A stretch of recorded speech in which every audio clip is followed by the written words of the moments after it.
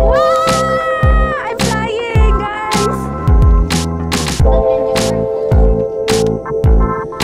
Look, ang ganda, diba? Swing-swing. Hi! Nakita nyo to? Hi everyone, good morning. So, this is day 2 of our Bali trip. So, marami tayong pupuntahan today kasi may chartered car tayo via Klook na nabook namin. So, may tatlo tayong kasama later. Si Dayan, yung husband niya, and si Doc Kim. Syempre si Jan, naliligo pa siya sa baba. So, na-tour ko na kayo kahapon, 'di ba? So, ngayon ipapakita ko sa inyo anong view ng aming villa dito sa tapat namin. Ayan ang view natin, guys. Wow, 'di ba? Nasisinaga ng araw, sobrang ganda. Rice fields ito. So, may isang tao dun, no? Ganda, 'di ba? Sobrang fresh ng air dito. Sa kabila, nandyan sila Dayan.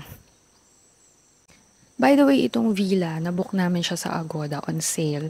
Na-timingan ko lang siya na around 2,000, tas villa na siya for 2. Ang ganda, promise. Kasi isipin mo ganun ka mura lang. Kasi usually pag ganun sa Philippines, ito na naman tayo, no? Nag-compare na naman. Pag ganun sa Philippines, nasa around 2,000 pesos or less. Usually, it's just a simple room na malinis naman, maganda, lahat naman ang kailangan nandoon. However, you won't find something like this, a villa, a private villa, na ganun ang price. Tapos may private pool pa tayo sa baba, na hindi pa natin nagagamit kasi may lakad nga kami. So, later siguro. Ay, hindi rin. Kasi nga, hanggang gabi kami sa labas today dahil may dinner pa sa Bobby Guling. So, watch out nyo yun. Siguro bukas we will just lounge sa pool before we go. Or pagbalik pala, hindi, ganito. Bukas pala, meron tayong ATV, meron din tayong spa. And then after that, pwede tayong mag-lounge lang sa pool. So, samahan nyo kami bukas talagang i-explore natin maigi itong Ubud Sawa Homestay, especially itong villa kasi hindi pa namin nagagamit yung pool. Kaya, tambay tayo dyan tomorrow afternoon.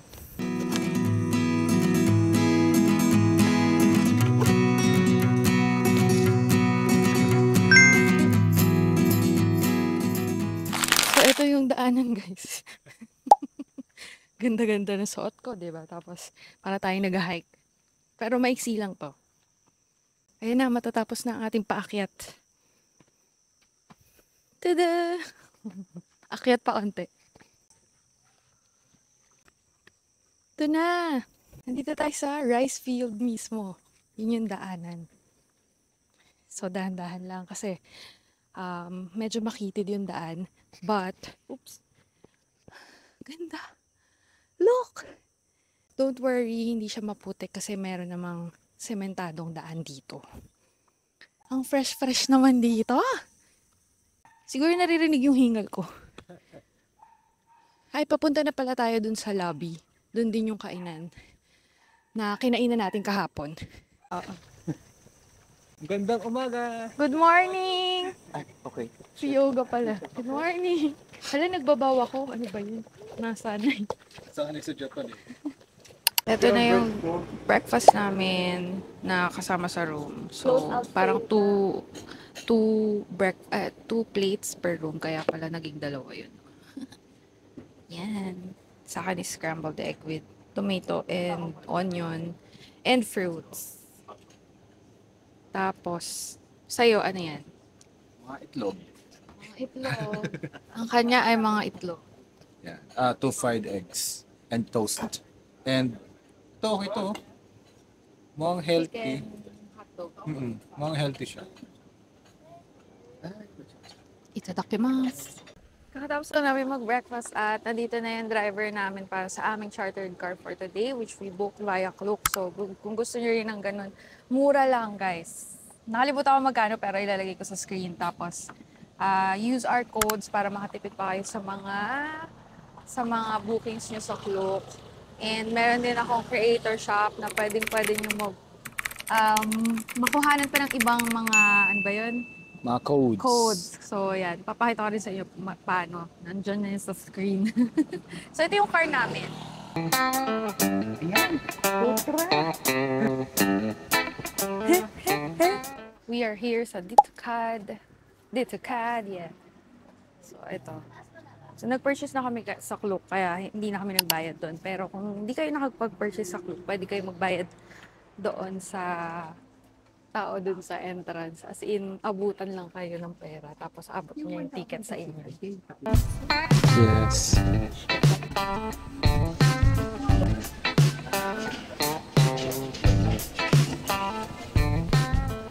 Dito kami guys sa taas. At wala masyadong tao. Actually, wala pang tao kami pa lang. Oh, ang daming pictures na, ang daming pwedeng spot na picturean. Sobrang ganda dito. Look oh! They have 3 swings. Tapos dito naman yung pool. At si Adjo ay nagpipicture na doon, no? May nahuli kami sa lambat namin.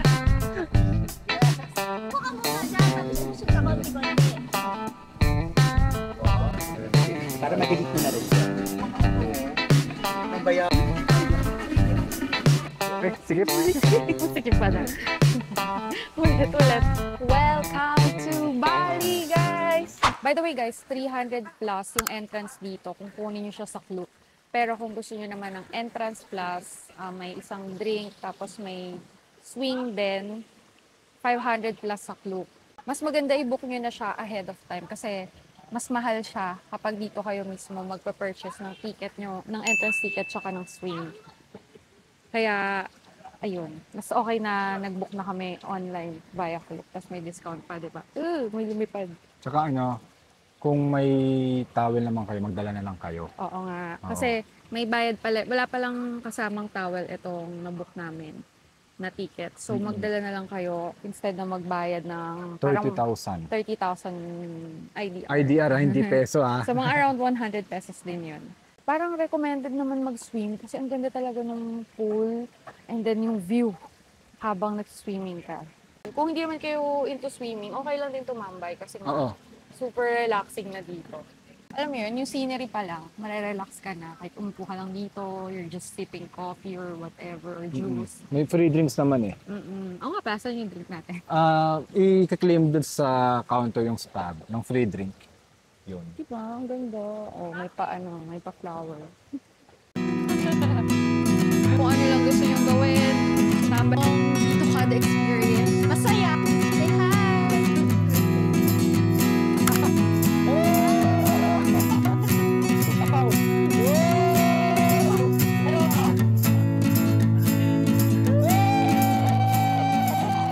Ako naman, guys!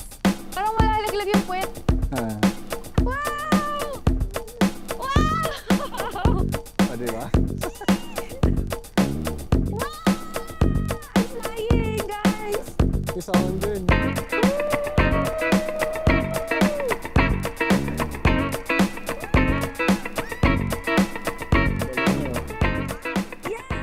Ginawa namin dito sa DitoCAD is nag-lounge lang kanina sa pool area. Siyempre, picture-picture kasi halos lahat ng spots dito ay magandang spot for picture taking and video shoot, ganyan. Or, ayan, after nun, medyo nakakuha kami ng mga shots na ano muna kami dito, nagpahinga. Then later, nag-swing na nga. Si Adjo, si Moonlighting Doctor naman, nag-swimming siya. Nagtagal siya dun sa pool. Ngayon naman, nihintay namin silang matapos para lumipat na kami sa next stop, which is lunch namin sa Wedja, na nabook din namin sa Klook. Pero pwede rin kayong bumili ng lunch nyo while you're there na. So, mga alas 12 kami doon. And travel time from here to Wedja is around 40 minutes. So, may chartered car nga tayo, so wala namang problema. Sana lang hindi traffic. Kasi sabi nung mga ibang friends namin na dumating ngayon from airport to going to Ubud, medyo nata-traffic daw sila. So, sana hindi traffic. But yeah, let's see. Let's go to Wedja after this. Hi guys, nandito na tayo ngayon sa Wedja. Ito yung nabook namin sa Klook na pwede rin naman kayong hindi na mag-book sa Klook kasi pwede naman umorder na lang dito. So, yung in-order namin is duck set, tapos akin chicken. Kompleto na siya. And then, may drinks na rin yun, pero nag-order kami ng coffee. Ang ganda dito sa Wedja actually. Pero nung dumating kami, umuulan.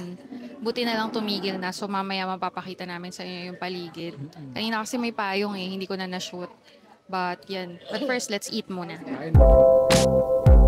Bakyo. Nakinuha na ni Doc.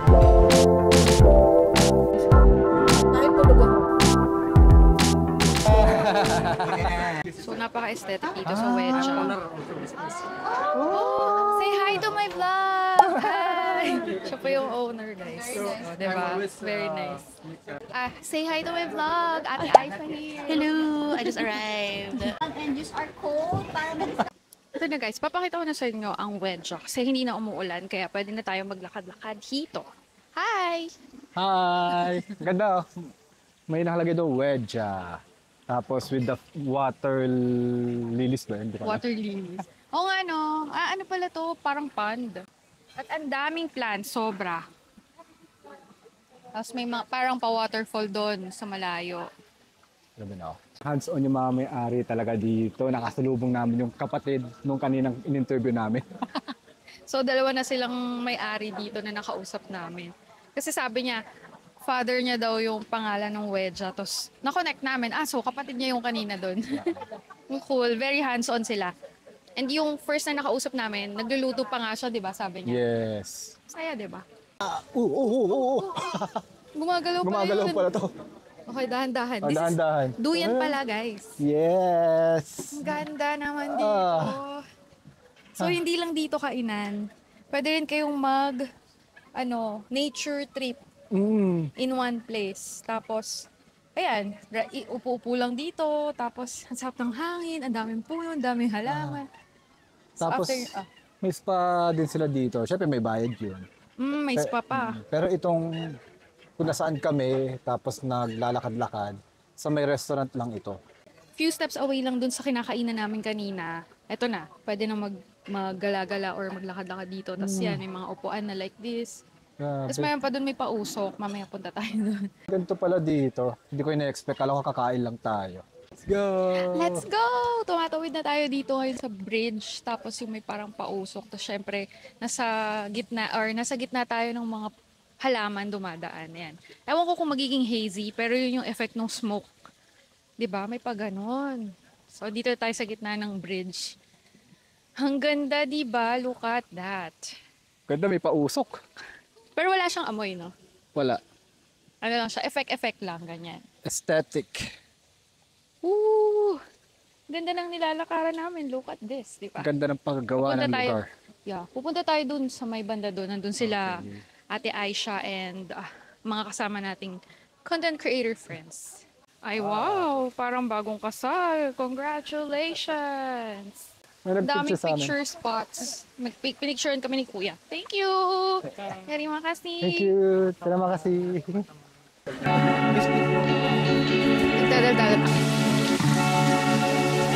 Yeah! Babi huling. Pupunta dapat kami. Well, nandito na kami ngayon sa may Veggie kaso hindi kami pwedeng pumasok pala kasi bawal pala ang may period. Silang dalawa. Kasalanan nilang dalawa. Sorry. So yun. Hindi namin yun na-research. Hindi namin na-research about that. Kasi magbibihis So, kasama siya dun sa experience. Magbibihis kayo, tapos may purification. Yun nga yung pinunta sana namin kasi hindi namin alam na bawal pala ang may period. So, take note of that. Naghanap na lang kami ng ibang pupuntahan. Yung malapit na lang sa pupuntahan naming dinner mamaya para on the way na. Sayang, ang ganda pa naman doon. Maybe next time.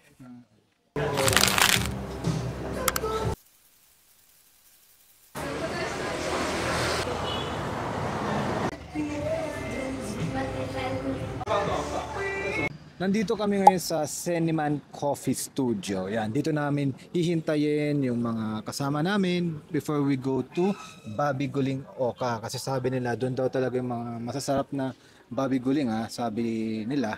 Pero yun nga. Pero for now, tatambay muna tayo dito while waiting.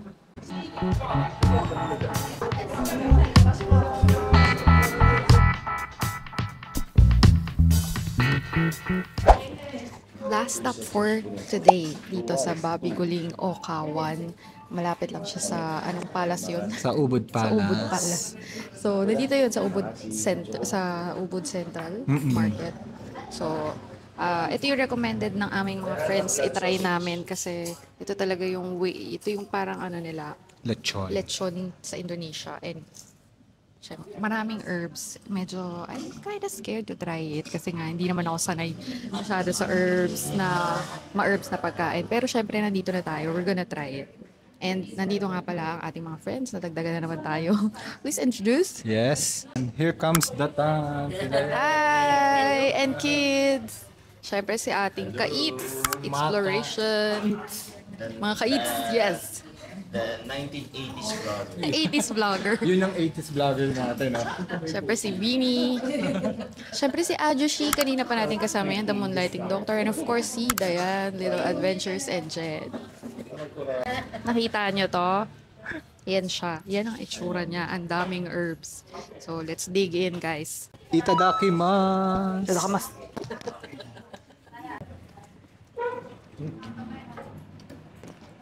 Gusto ko yung soup nila.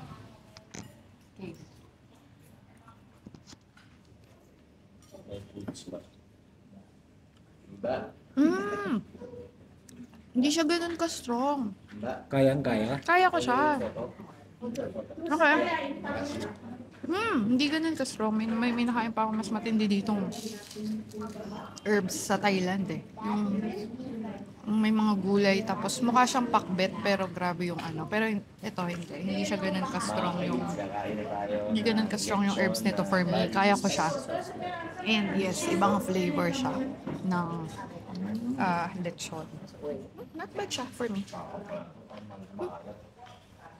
Sayang lang pala guys kasi pasara na sila eh. So ang nangyari, wala na daw available na balat.